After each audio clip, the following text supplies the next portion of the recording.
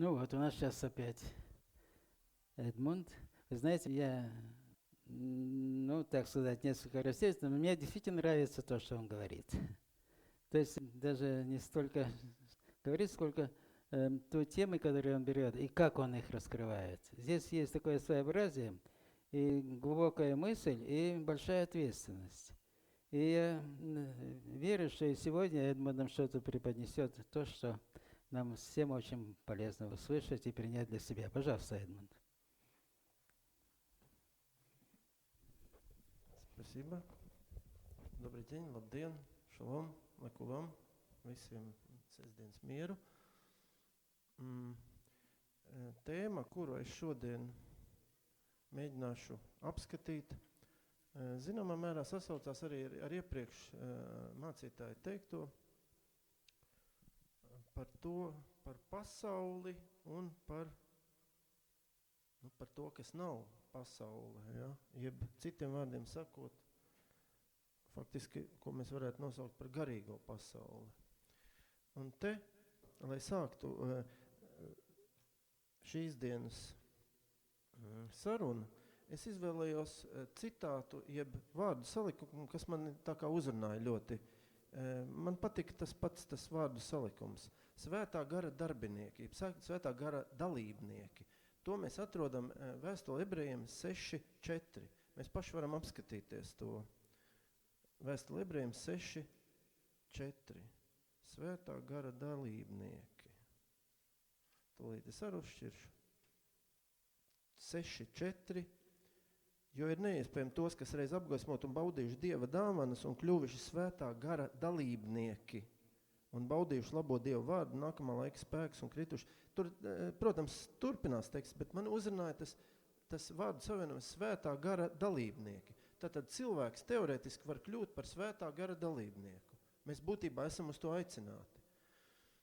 Un, manuprāt, un es domāju, raksti par to runā, kas tā tad var kļūst par svētā gara dalībnieku? Rakstos ir teikts tā, Jāņa 1.12, apskatāmies tagad. Jāņa 1.12. Un te ir rakstīts. Jāņa evaņģēlijs 1.12. Bet cik viņu uzņēma, tiem viņš deva varu kļūt par Dieva bērniem. Tiem, kas tic viņa vārdam. Tātad tie, kas viņu uzņem Ješo, šī gadījumā, ja? Viņš nāca pie saviem, bet tie viņu neuzņēma, bet cik viņu uzņēma. Tātad viņa nav pārāk liels skaits, bet ir zināms skaits cilvēku, kas viņu uzņem. Ja? Un Ješo Dieva vārdā momentāli sāk ar viņiem strādāt. Pat vairāk te teica, viņš deva varu kļūt par Dieva bērniem. Tātad tā ir kaut kāda vara, tas ir kaut kas ļoti daudz, kas cilvēkam tiek dots, bet tas cilvēks kļūst par Dieva bērnu. Viņš ir Dieva uzraudzībā. Tikpat labi tas var būt arī svētā gara dalībnieks. Viņš ir zem Dieva visu redzošās acis.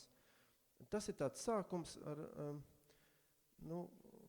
mani uzrunāja tas svētā gara dalībnieks, es tā sajūtos ļoti labi, jo, kāpēc? Es tūlīt pateikšu jums, vēstulē ebrejiem es atradu vēl ļoti interesantas tādas domas. Piemēram, ja mēs uzliktu vēstuli ebrejiem 13.15. Vēstuli ebrejiem 13.15. Ko nozīmē būt svētā gara dalībnieks? Ko vispār, kas no mums tiek sagaidīts īstenībā? vēstuli ebrejiem 13.15. Nesīsim tad caur viņu slavas upuri Dievam vienmēr, tas ir lūpu augli, kas viņa vārdu slavē. Redziet, cik vienkārši. Lūpu auglis, tātad mēs varam viņu slavēt. Tas tiek no mums sagaidīts. Ja mēs viņu varam uzņemt, ja mēs varam kļūt par svētā gara dalībnieku, tad no mums tiek sagaidīts, ka mēs nesīsim savu lūpu augli un slavēsim viņa vārdu. It kā vienkārši. Un tagad tas ir tāds faktiski ļoti īs tās man sagatavotā materiāla tāds konspekts, ir izklāsts. Īstenībā tātad maza tāda analīze, ja, turpinājumā.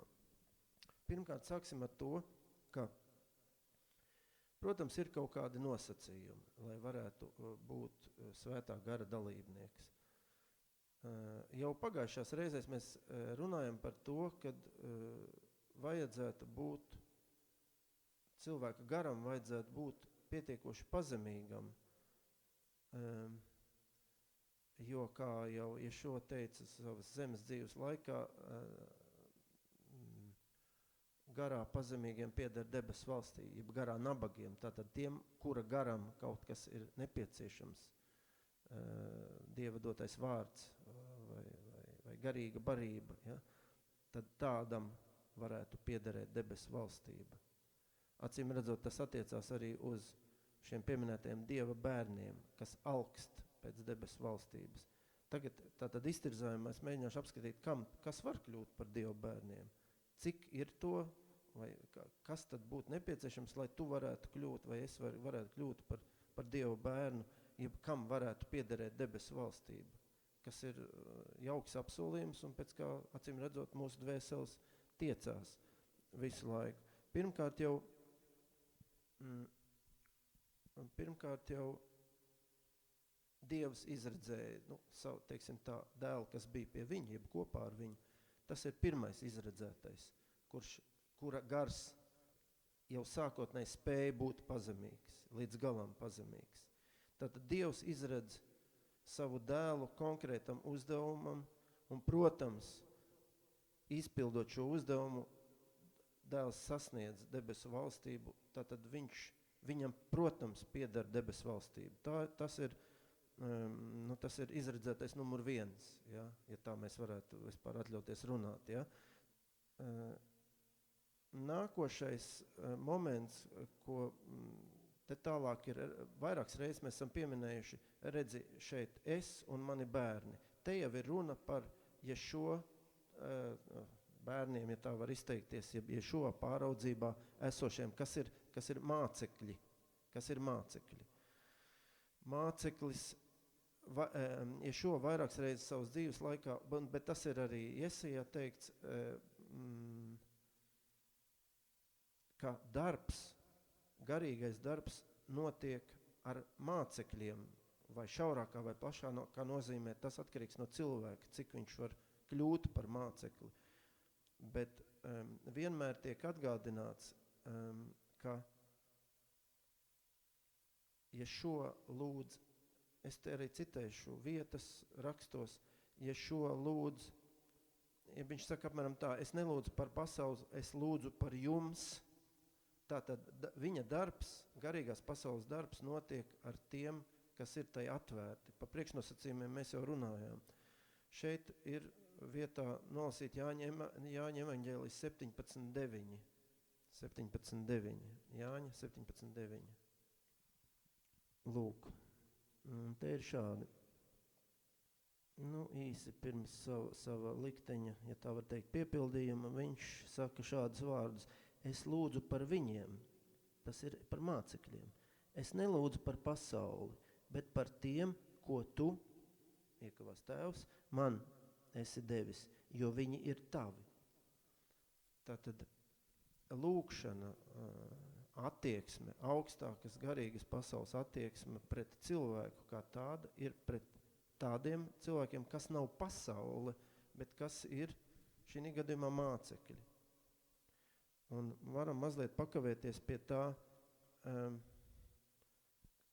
pie terminiem māceklis vai pasaule. Pasauli man neredz. Kas tad ir vispār tā pasaule? Vai tas ir teiksim, mājas, vai tie meži, vai tā ir zemeslode, vai tie cilvēki? Te varētu būt vairāk viedokļi, bet viens no tiem noteikti ir cilvēku kopums, kas ir sirdī nocietinājušies. Teiksim tā, lai neteiktu vairāk vai izlaidušies vai kā, bet teiksim cilvēki, kas ir nocietinājušies. Tas noteikti piederētu pie pasaules. Bet plašāk, es painteresējos un palasīju, ļoti interesanta doma ir vēstule Ebrejiem 12.27. Runājot par pasauli. Ebrejiem 12.27. varbūt šeit jāpalas mazliet ir iepriekš. Piemēram, 26 nolas. Viņa balss toreiz satricināja zemi, bet tad viņš pasludināja sacīdams: vēlreiz es kustināšu ne tikai zemi, bet arī debesis. Bet vārdi vēl vienreiz norāda uz satricināmā, to, ko var satricināt, pārvēršanu. Tāpēc, ka tas ir radīts, lai paliktu nesatricināmais. Tātad ir kaut kas radīts, kontrastā tam, kas ir paliekošs un mūžīgs. Un nesatricināmais ir Dieva vārds, jo tas paliek. Tātad garīga lieta, ko nevar satricināt. Tas var attiekties arī uz garu, kaut kādā mērā, uz pilnīgu garu, jeb uz Dieva sūtīto garu, varbūt teiksim tā. Un tas ir tas aizstāvs, kas strādā ar mācekļiem, Dieva sūtītais gars. Tas ir tas nesatricināmais. Tātad, ja tas paliek, ja māceklis, tu vai es vai mēs kopā esam ar Dieva sūtīto garu aizstāvi, Dieva sūtīto garu, tad tas ir tas nesatricināmais. Visu pārējo var satricināt, ieskaitot debesis, zemi, debesis un, teiksim tā, nocietināt cilvēku kopumu, ja? Nocietinātu cilvēku, kas nav atvērts. Bet, lai tu varētu būt atvērts, tev ir jābūt pazemīgam, krieviski tas būs smirenī duham, vai pat citur bija teikt, mēs pagājušais runājam, vai pat salauztu sirdi, ja? Un ar to vien jau tev Dievs var uzskatīt, un tu pat vari dzīvot ar viņu kopā debesu valstībā. To mēs pagājušais skatījāmies. Mazliet vēl klāt pie tā. Tātad, ja šo saka, es nelūdzu par pasauli, es lūdzu par jums, būtībā tad iznāk, ka viņš faktiski ir upurējies mācekļu dēļ. Par tiem cilvēkiem, par kuriem viņš lūdz, vēlāk viņš to sauc par saviem draugiem, par tiem viņš ir spējīgs upurēties. Tāds, acīm redzot, ir bijis Dieva uzdevums. Ja? Ne pasauli, ne nocietināt cilvēku kopumus un ne, ne mājas, ne materiāls lietas, kur nu vēl, vai ne? Tātad ļoti dziļš teksts ir Jāņa 15. Uzšķirsim Jāņa 15 no 1 līdz 8. Un arī uz priekšu. Tas ir faktiski papildinājums tam, par ko mēs šodien runājam. Tātad 15. Es tad mazliet atļaušos palasīt, jo te ir ļoti daudz, kas iekšā. Tas ir domāts, es esmu īstais vīna koks, un mans tēvs ir dārza kopējs.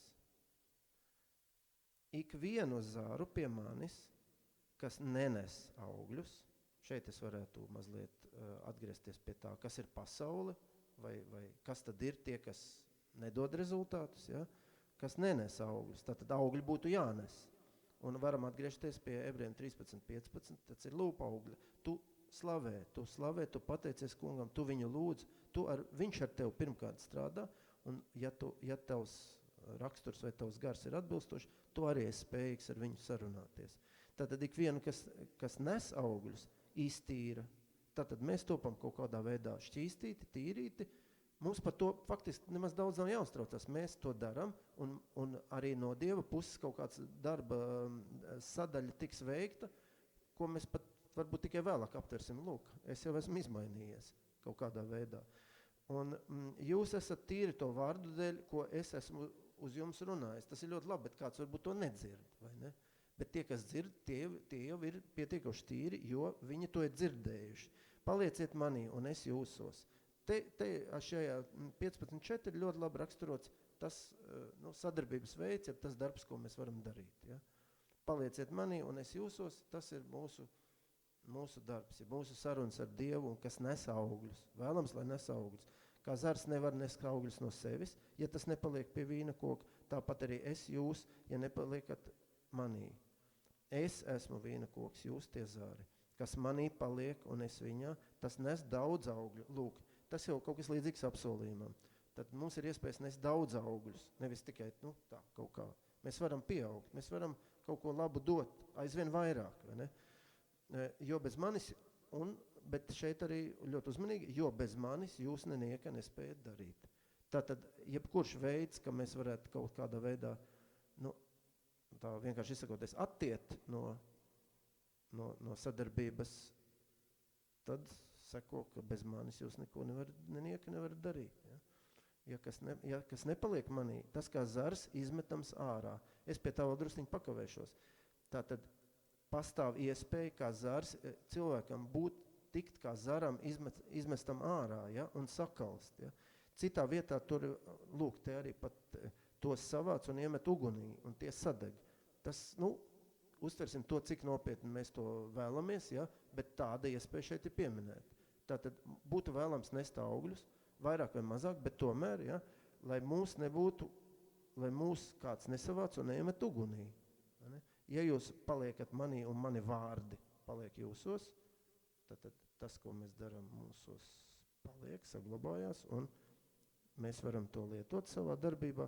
Jūs varēsiet lūgt, ko gribat, un tas jums notiks.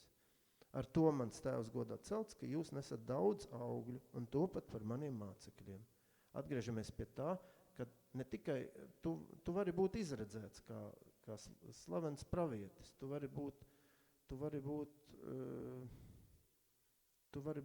starp pirmajiem skolotājiem kā Pāvils, bet tu vari, ja tavs gars, ja tu strādā ar savu garu, vai citiem tas nāk ar kaut kāda veida ciešanām, tā mēdz gadīties, tad tu vari būt mācekļu vidū, un pie tevs var nākt gars, un tu vari būt svētā gara dalībnieks, uz ko mēs arī īstenībā esam aicināti. Es gribēju vēl nolasīt jums 15, tepat Jāņa evaņģēlijā 16, to man ir atzīmēts. To mēs visi zinām. Ne jūs mani esat izredzējuši, bet es jūs esmu izredzējis, saka šo, un jūs nolicis, ka jūs ejat un nesat augļus, un jūsu augļi paliek. Jo visu, ko jūs tēvam lūgsit manā vārdā, viņš jums dos. Daudz, ko mēs lūdzam, un daudz, ko viņš tiešām dod. Un par to viņam paldies.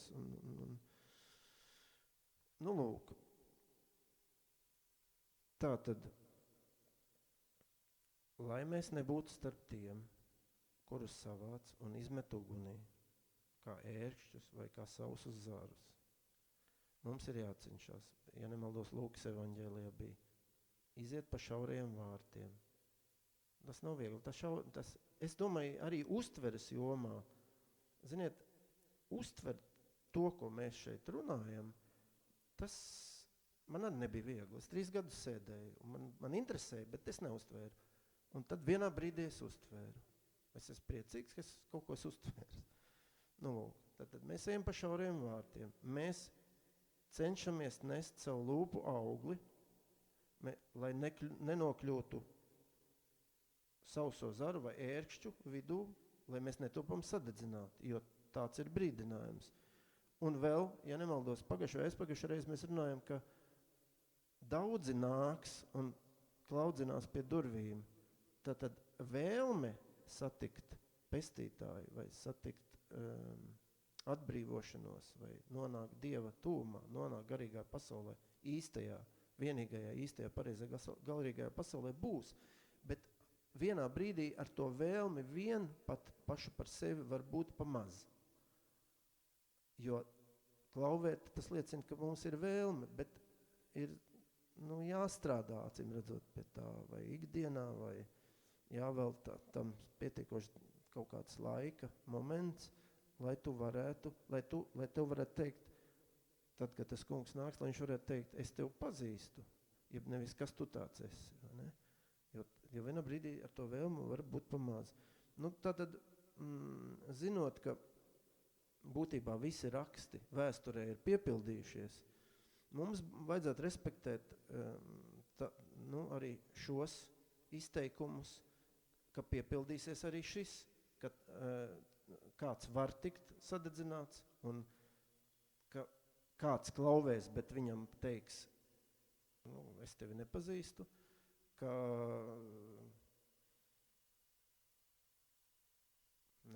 kad ir jāiet caur šauriem vārtiem. Būtu tas jārespektē tādā ziņā, ka mēs zinām, ka raksti lielāk, viss, kas tur ir uzrakstīts, ir piepildījies. Un mēs to esam pārliecinājušies nevienreiz skatoties vēsturē atpakaļ. Tātad mūžīgas dzīvības apsolījums tiem, kas, kā jūs šo teicu, paliek manī, ja, kas spēj iziet pa šaurajiem vārtiem. Un tur arī vajadzīgi, zinām, daļa priekšnosacījumu. Kas nes gara augļus, to mēs nu pat apskatījām, ar dāvanām un tā tālāk un ar savu vārdu, tad mēs varam piederēt pie tiem, par ko Ješua saka, ka es nelūdzu par pasauli, bet es lūdzu par jums. Tas ir tie dzīvi vārdi. Viņš arī lūgs par mums, ja mēs varēsim būt viņu mācekļu vidū. To mēs viens otram novēlam. Amen.